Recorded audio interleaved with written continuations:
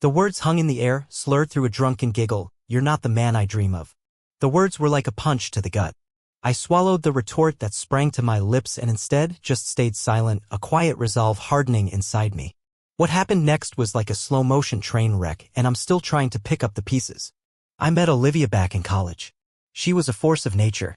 28, effortlessly cool. She had this light about her, a natural charisma that drew everyone in. I was captivated from the start. Always laughing, always surrounded by people, always dragging everyone into some spontaneous adventure. I was the opposite. Head down, focused on the books, the grades, the future. I was building a solid foundation, or so I thought. We were different, oil and water, but somehow it worked, or at least I thought it did. We started dating junior year, and I fell hard. She made me feel alive, like I'd been sleepwalking through life until she shook me awake. She had this crazy energy that made me feel like I was missing out on the real world. After graduation, we moved in together. That was it, I figured. The one. The woman I'd spend my life with. We got married a couple of years later. I had my career on track, bought a nice little place. I was working hard, trying to build a comfortable, stable life for us. Olivia, though, she was still searching. She bounced from job to job, dabbled in different hobbies. Nothing seemed to stick. It didn't really bother me. I was making enough to support us both, and if she needed time to find her passion, her purpose, I was okay with that. I wanted her to be happy. It was my hope and dream. But somewhere along the line, things started to change. At first, it was subtle. She started coming home later and later. A late meeting at work. Drinks with friends. She just lost track of time. I didn't think much of it. She was social, always had a ton of friends. I wasn't going to be that insecure boyfriend who freaked out every time his girlfriend stayed out late. But then it became more frequent and the excuses started to sound rehearsed. I'd ask her how her night was, and I'd get some generic, vague answer before she quickly changed the subject. Then there were the other things. The way she barely touched me anymore. How she stopped reaching for my hand when we walked down the street. We used to cuddle up on the couch, her leaning into me. Now she'd sit on the other end, glued to her phone, barely even acknowledging my existence. I kept telling myself it was just a phase. Maybe she was stressed. Maybe she was feeling lost and didn't know how to talk about it. I tried to make things easier, brought home her favorite takeout, planned surprise date nights, even gave her space when she seemed to need it. But instead of bringing her closer, it just seemed to push her further away. One night I made dinner. Nothing fancy, just something I knew she loved. I texted her, asking when she'd be home. "Be there soon," she replied. That was at 7 p.m. By 10 p.m. I was sitting at the table alone, staring at her untouched plate. She finally walked in around midnight, didn't even look surprised that I was still awake. "Oh, hey," she said, like it was nothing. A quick peck on the cheek, barely making contact, and then straight to the bedroom. No questions about why I was still up, no concern about why I looked upset, no acknowledgement that she had completely blown me off. That was the night it hit me, the night I realized something was terribly wrong. I didn't confront her. Not right away. I just started to observe. Paid close attention. The way she smiled at her phone more than she smiled at me. How she suddenly had plans all the time but never invited me to come along. The way she was always texting someone, and if I even glanced over, she'd subtly turn her screen away. I wasn't blind. I wasn't stupid. Something was going on. So, instead of starting a fight, I decided to test the waters. I stopped initiating. I stopped texting her first. I stopped asking about her day just to see if she'd ever offer anything on her own. She didn't react. It was as though I was invisible, or maybe she saw me perfectly well and just didn't care enough to acknowledge me. That was the moment a cold wave of uncertainty washed over me and I started to question everything about myself. Where had I failed? I mentally rewound our shared experiences, desperately searching for the missed cues, the subtle signs I'd overlooked. Maybe I'd been deluding myself from the start, projecting my desires onto her rather than seeing the reality before me. Her offhand remarks echoed in my mind now, those casual comments I'd brushed aside with a smile. "You're such a planner, Jake." Each word now carried a significance I hadn't registered before. "You always play it safe." Was there a hint of disappointment in her voice when she'd said, "Don't you ever just want to do something crazy?" I used to chuckle at those statements, but now they resonated as warnings I could no longer ignore. I had been so focused on providing her with stability, making her feel secure, offering her a meticulously planned future. I was convinced these were acts of love, but the more I gave, the less she seemed to appreciate it. I couldn't grasp the reason. What was I doing wrong? What essential element was missing? Why wasn't I enough for her? I realized I had to take action. If there was even a slim possibility of salvaging our relationship, I couldn't afford to remain passive. It took me some time to process, but I finally came to the conclusion that I needed to actively intervene instead of idly waiting for a miraculous resolution. I carefully planned a weekend getaway, just the two of us, a secluded cabin nestled in the mountains, free from distractions, work pressures, and friends, just us. My thought was that if I could extract her from the daily grind, from the constant pull of her phone and whatever else consumed her attention, we could reconnect and start fresh.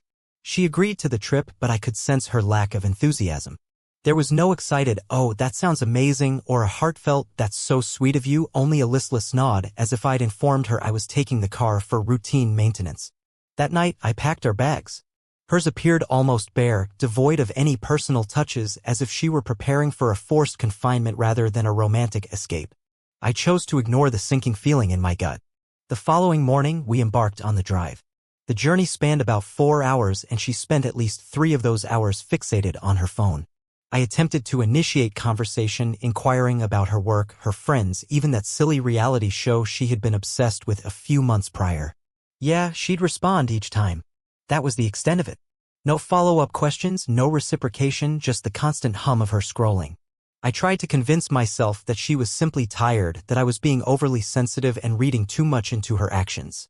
The cabin itself was appealing, isolated, enveloped by a serene landscape of trees and tranquility. I had envisioned us relaxing, engaging in meaningful conversations, perhaps even mending whatever was broken between us. Instead, she walked in, gave the space a cursory glance, and immediately asked, "Do we have cell service out here?" Not, "Wow, this is nice," or "This is a great idea, Jake," just, "Do we have service?" In retrospect, I should have turned the car around and driven straight back home. Instead, I forced a smile and replied, "Yeah, but it's spotty." Probably a good thing, right? She offered no response. We spent the day hiking, or at least I did. She lagged behind, preoccupied, barely taking in the scenic views. I reached out to hold her hand, but she kept adjusting her backpack strap, avoiding the gesture. Eventually, we reached a breathtaking overlook, one of those places where the world unfolded before you like a masterpiece. I turned to share the moment with her, to express the awe I felt. She was on her phone. That was the definitive moment. That was when I knew this wasn't a temporary phase. Her detachment wasn't due to work pressures, stress, or a need for personal space. She had mentally checked out of the relationship, and I was the fool still clinging to the hope of making it work. That evening, we sat by the fire. I prepared dinner, a simple meal of grilled chicken and potatoes. She barely touched her food, merely picking at it while staring intensely into the flames, as if seeking answers to life's profound questions within them. I sat there eating in silence, stealing glances at her while she practically ignored hers. The distance between us felt palpable, heavy with unspoken words and unresolved issues. I desperately wanted to ask her what was wrong, to finally uncover the truth that lay beneath the surface, but something in her posture, in the way she deliberately avoided my gaze, warned me that I wouldn't like the answer. I kept the night flowing, pouring her another drink. She took it, no hesitation. Another glass followed, and she was swaying slightly. It was that raw, unfiltered drunk, everything she'd been holding back just spilling out. Suddenly, she let out this sharp, almost mocking laugh. Not her usual warm, playful sound. This was bitter. "You know what's funny?" she slurred, tilting her head. "I've never been attracted to you. I was just pretending." She laughed again. I frowned, put down my glass. "What does that even mean?" She smirked, swirling her drink. "You try so damn hard, Jake. Always have." There was a pitying shake of her head, like she actually felt sorry for me. Like it's going to change anything. My chest tightened. "What are you talking about, Olivia?" She leaned in, chin on her hand, gaze hazy but fixed on me. "You think being a good guy is enough? That being stable, dependable, nice, makes you someone I should want?" Another soft, dismissive laugh. "But that's never what I wanted." A coldness began to creep into my stomach. "Olivia," I started, but she waved me off. "You know, I used to tell myself I'd learn to love it. That I'd wake up one day and be happy with the quiet life, a guy who takes care of me, plans our future, never lets me worry." She sighed, rubbing her temple. "But God, Jake, do you know how fucking boring that sounds?" I didn't say anything. Just stared. My heart felt like ice. It was like looking at a stranger. This woman wasn't the person I thought I knew, the person I'd spent years loving. She was someone who'd been waiting for this moment to tear me down. And she wasn't even sorry. Just kept talking, casually tossing away everything we'd built, like it was some phase she'd outgrown. I wanted to feel something, anger, sadness, anything, but I just felt numb. She was lost in her own head. I need excitement. Someone who keeps me on my toes. Someone who doesn't follow the rules, who doesn't ask me how my day was like it actually matters. She shook her head again. I need someone different. I just sat there staring. Felt like I'd been kicked in the chest. Different, I repeated, my voice hollow. She nodded, completely oblivious to the damage. Someone with a little edge. Someone a little reckless who doesn't always do the right thing. She blinked, almost like she was seeing me for the first time for what I really was. You're too safe. There it was. All those years, breaking my back trying to be the best boyfriend, the guy who provided, who supported, who made sure she never had to struggle, and it meant nothing. Never would. I swallowed hard, jaw clenching. And you're just telling me this now? I leaned back in my chair, not saying anything. She stared at me, waiting for what? An argument? A meltdown? Maybe some desperate plea for her to stay? I wasn't giving her that. I wasn't giving her anything. I nodded once. All right. I exhaled slowly, barely looking at her. What else is there to say? My voice was flat, detached. You've made yourself perfectly clear. I'm not what you want. So, okay. She blinked again, like she hadn't expected me to take it so easily, like she wanted a reaction. Right then, I couldn't even tell if she was really drunk or just putting on an act. I leaned back, fixing her with a steady gaze. I knew that kind of calm always threw her off. I'm not playing that game, Olivia, I said, keeping my voice even. I'm not going to twist myself into some pretzel shape to fit whatever picture you have in your head. I tilted my head a fraction, a small gesture. And I sure as hell am not going to apologize for treating you well. She opened her mouth, probably ready to launch into another explanation, but she stopped herself. Uncertainty flickered across her face. I pushed back from the table, stood up slowly, deliberately. I'm going to bed, I stated, not really asking. She didn't try to stop me. Looking back, the signs had been there. She'd been dodging my calls in the evenings. Some guy's name kept popping up in conversation, casually mentioned, but too often. Suddenly, she was always busy, always had plans I wasn't a part of. I could have played the detective, snooped through her phone, asked our friends what was going on, but sitting there in the dim light of the living room, I realized I simply didn't care enough. It was weird, almost unsettling. I felt no urge to chase after answers, no desire to fight to win her back. Nothing. Just a hollow feeling. And by morning, the decision was made, although she didn't know it yet. The next morning, she acted like the night before hadn't happened. She woke up, stretched, yawned, the usual routine, as if she hadn't just dropped a bomb on our relationship. I sat on the edge of the bed, watching her move around the cabin, waiting to see if she would say anything. She didn't. Finally, I broke the silence. Do you remember what you said last night? A beat of silence, then. I was drunk, Jake. I don't remember much. I saw it in her eyes, a flicker of guilt, a hesitation. She remembered every single word. She just didn't have the guts to own up to it. I could have pushed her. I could have said, don't lie to me. I could have told her I wasn't stupid, that I had known something was off for months, but I didn't. Instead, I just nodded, letting her believe I bought her act. That's when I made the choice. I wasn't going to fight for her anymore. I wasn't going to beg her to love me. If she wanted something else, let her have it. Let her see what life was like without me carrying the entire damn relationship on my back. So, I started pulling back. The little things at first, no more good morning texts. No more asking about her day.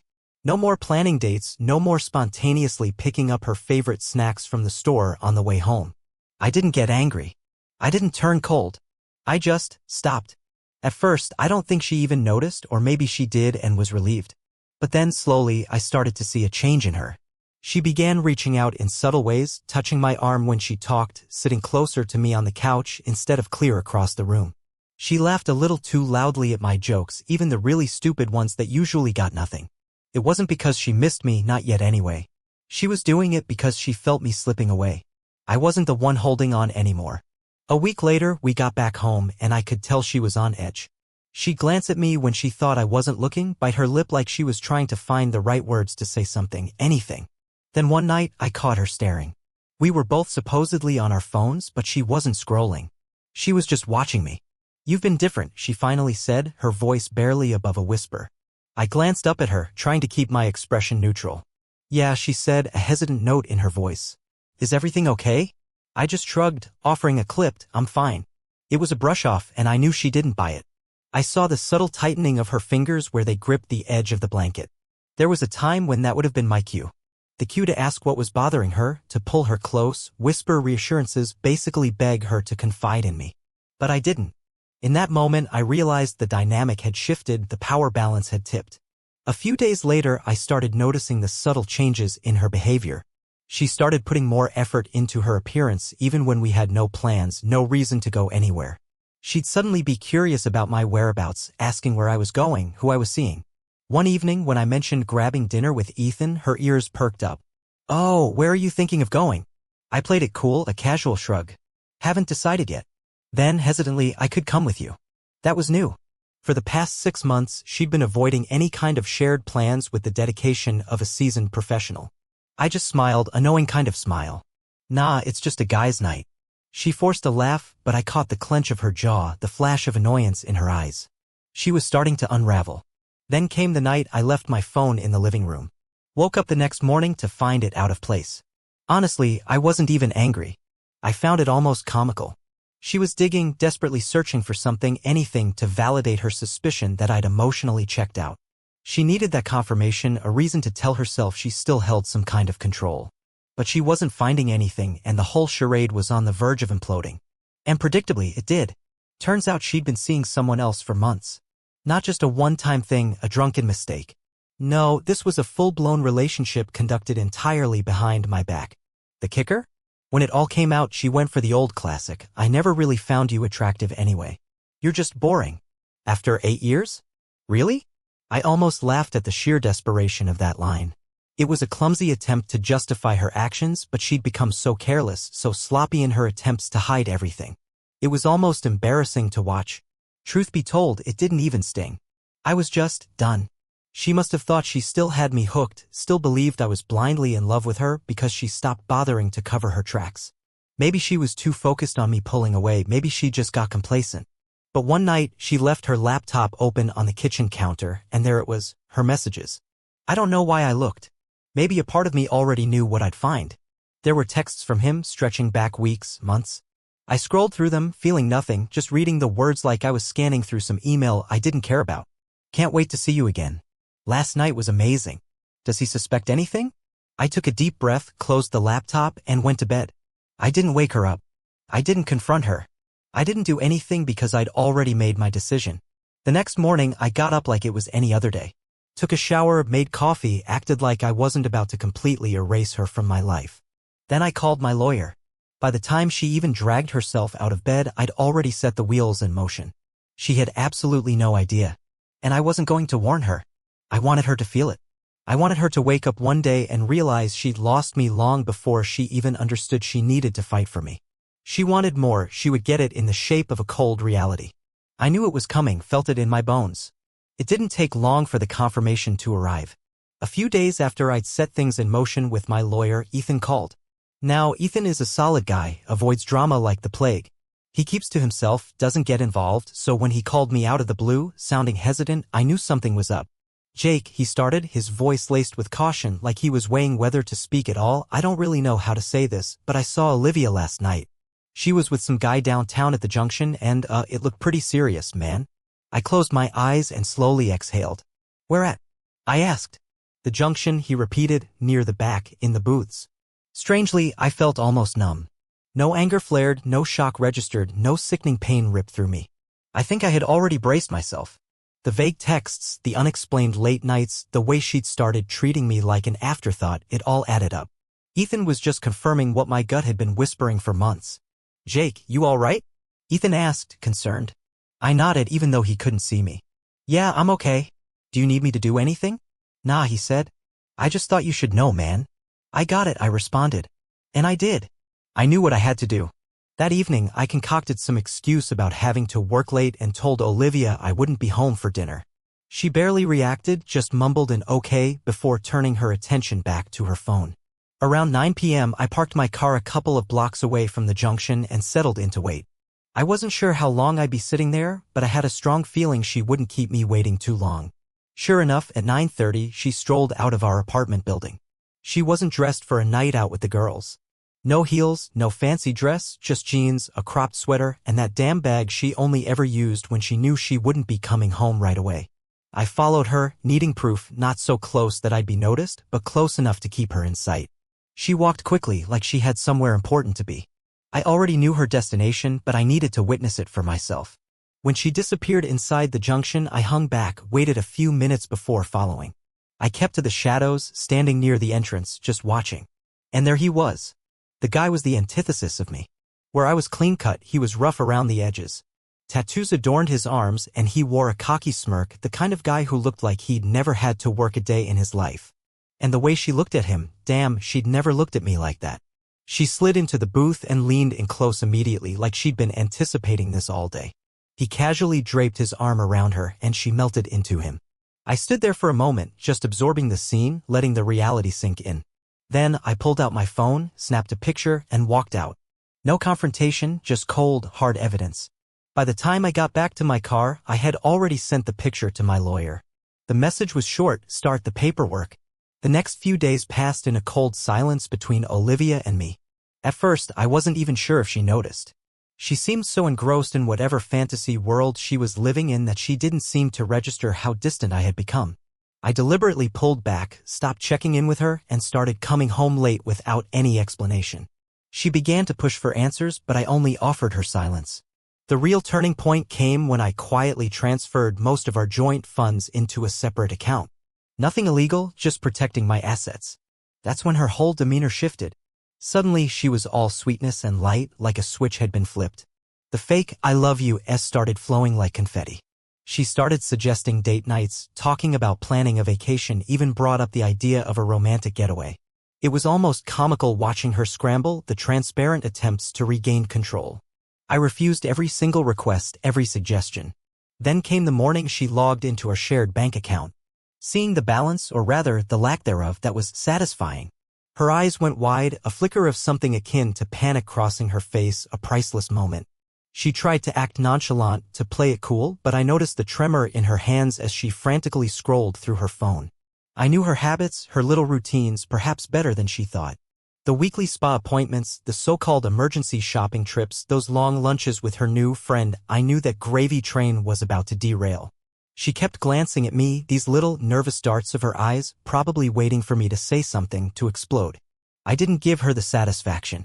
I just sipped my coffee, unfolded the newspaper, and scanned the headlines like it was any other Tuesday. A week later, the divorce papers were finalized and ready. I walked back into the house that felt less and less like a home. I found her slumped on the couch, curled up in her usual spot, obsessively staring at her phone screen as though it held the answers to her failing universe. Maybe she was waiting for a text, an apology. Maybe she was clinging to the hope that this was all a nightmare. She didn't even register my presence. I just stood there for a second, watching.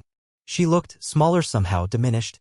Like the weight of her actions, her choices, had finally started to crush her. Like she knew what was coming. I pulled the envelope from my inside pocket and dropped it on the coffee table. The sharp slap of paper against the wood made her jump.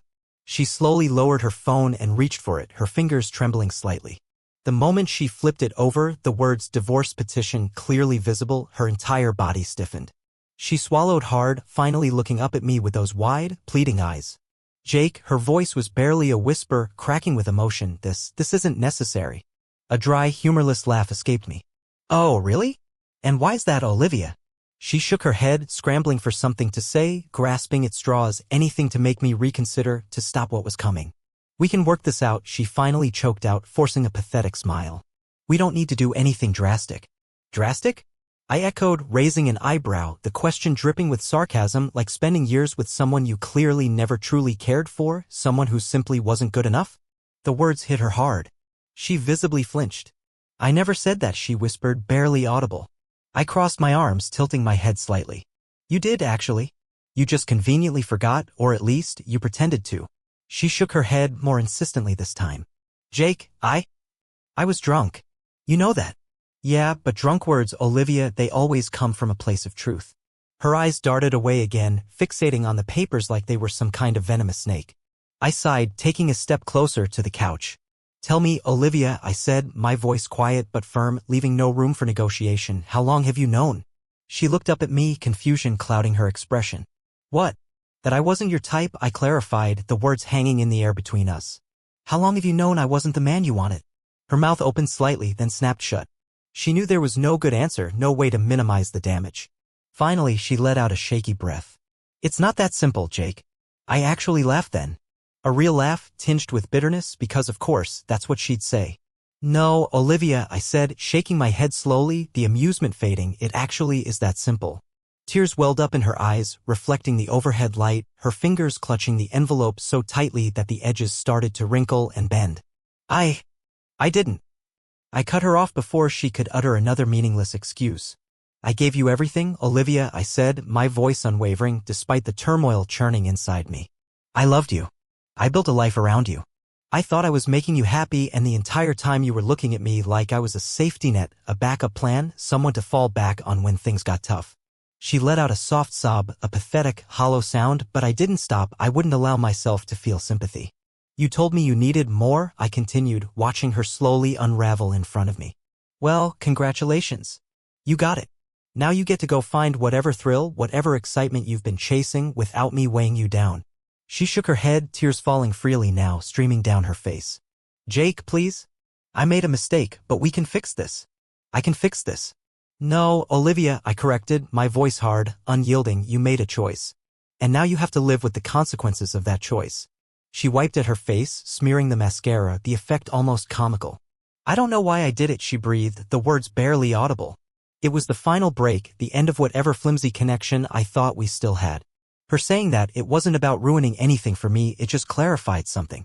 You just proved that I deserve better, I stated matter-of-factly.